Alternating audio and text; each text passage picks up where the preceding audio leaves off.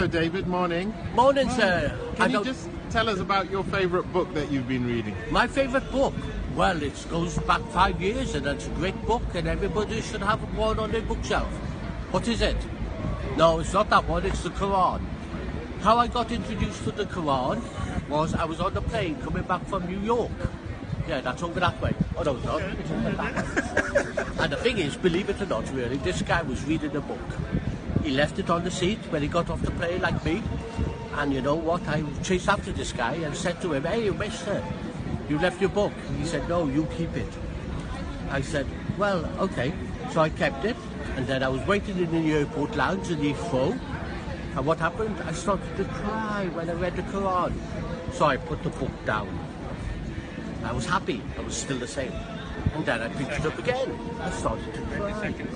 And then I got a taxi to my brother's in London. And then what happened? I told him about the Quran that had made me cry. And do you know what? Just a moment. And then what happened was really, he said, "Don't speak of nonsense things. Don't speak of things." I said, "Well, the thing is really, why am I crying?" And then he said, "Go next door." So I went next door, and who was there? The man that was on the plane. And the thing is, name a number, any number. The thing is, I'm not selling that Quran for £20 million or £20,000.